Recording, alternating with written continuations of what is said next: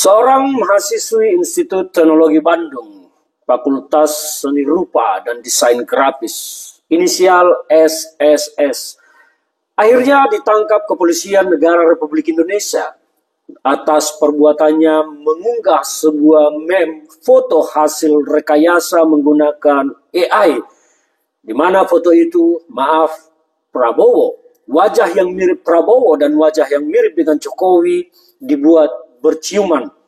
Apakah itu foto Prabowo dan foto Jokowi? Saya tidak bisa memastikan karena sudah menjadi karya AI, Artificial Intelligence.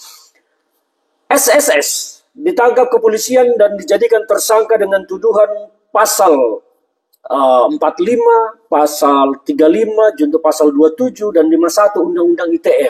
Yang semuanya pasal ini adalah melarang transaksi elektronik secara tidak sah, menyebarluaskan dokumen, foto atau apapun itu yang melanggar kesusilaan, judi dan lain-lain. Saya melihat bahwa ada kesan kepolisian menganggap bahwa foto meme yang diunggah oleh SS ini adalah melanggar kesusilaan. Karena kalau dikaitkan dengan bunyi pasal yang lain tentang itu tidak ketemu hubungannya. Tetapi kalau melanggar kesusilaan bisa dikaitkan, meskipun belum tentu bahwa itu adalah sebuah pelanggaran kesusilaan. Karena foto berciuman banyak kita temukan di jagat Indonesia.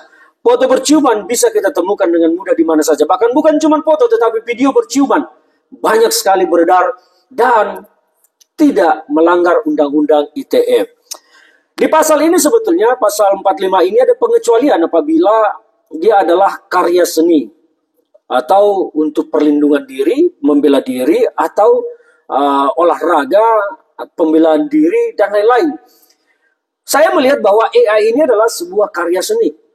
Meskipun hasil yang dibuat dari situ, foto yang dibuat dalam menggunakan AI tersebut adalah foto yang mirip Prabowo dan Jokowi. Memang tidak patut kesannya, apalagi kita orang Indonesia yang mengedepankan adat ketimuran.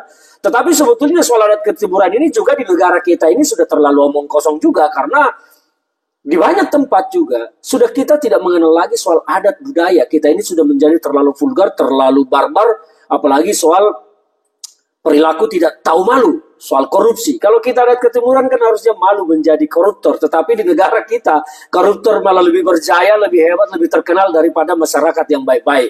Ini persoalan. Nah, kembali kepada soal SSS, pengunggah meme hasil AI, foto mirip Prabowo dan mirip Jokowi yang berciuman. Apakah foto hasil AI tersebut melanggar kesusilaan? Ini menjadi pertanyaan kalau polisi menggunakan pasal 45, 35, 27, 51 Undang-Undang ITE itu menjerat pelaku. Ini menjadi debatable, menjadi perdebatan panjang.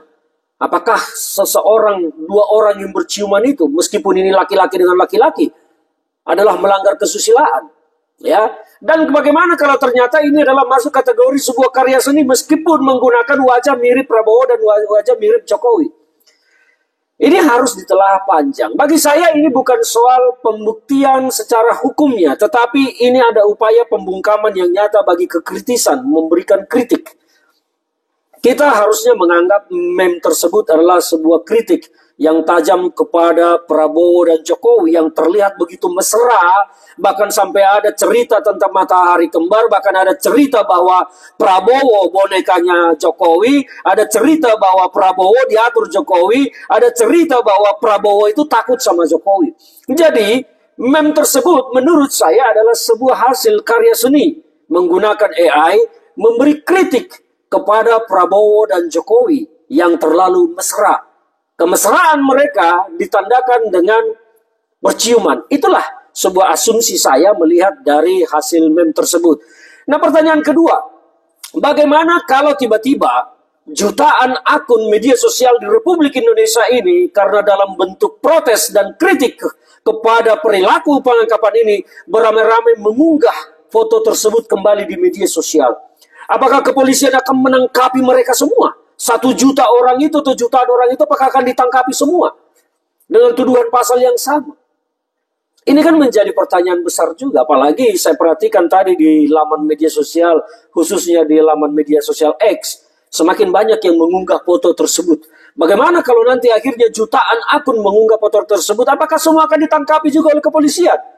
Kalau tidak ditangkap, artinya kan ada perlakuan tidak adil dalam hal ini. Nah, inilah yang saya maksud bahwa supaya kepolisian mengedepankan pendekatan humanis menyelesaikan persoalan-persoalan seperti ini. Boleh saja pelaku dipanggil oleh kepolisian, diingatkan, dinasehati, menghapus apa yang telah dia posting dan mengunggah video permintaan maaf. Mungkin itu akan lebih baik daripada harus mempidanakan pelaku. Seperti tadi saya sampaikan, bagaimana kalau itu adalah sebuah karya seni yang mewujudkan sebuah kritik? Ini kan menjadi pertanyaan kita. Karena itu ada pengecualian di pasal 45. Kalau dia karya seni, tidak boleh. Apalagi ini kan wajah ini mirip sebetulnya, bukan foto langsung. Jadi saya menghimbau kebijaksanaan Pak Kapolri dalam hal ini untuk menggunakan diskresinya, membebaskan pelaku dari segala tuduhan, dibuat pengecualian, dan supaya pelaku mungkin dituntut minta maaf saja dan tidak berjanji tidak mengulangi perilakunya, dan disebarluaskan supaya yang lain juga tidak melakukan hal yang sama, karena sesuatu yang tidak patut, tidak pantas, belum tentu menjadi perbuatan kriminal atau kejahatan. Ini harus dipegang. Salam dari saya supaya kita ini menjadi demokrasi yang baik. Semoga ini menjadi pelajaran bagi kita semua, dan saya juga menghimbau kepada siapapun untuk tidak melakukan hal yang sama dengan apa yang telah dilakukan. Kita bisa berkarya seni jauh lebih baik dan jauh lebih bermartabat. Kritik keras boleh, tetapi memang azas kepatutan perlu kita jaga, meskipun itu bukan sebuah perbuatan pidana. Salam dari saya, Ferdinand Hutahayan.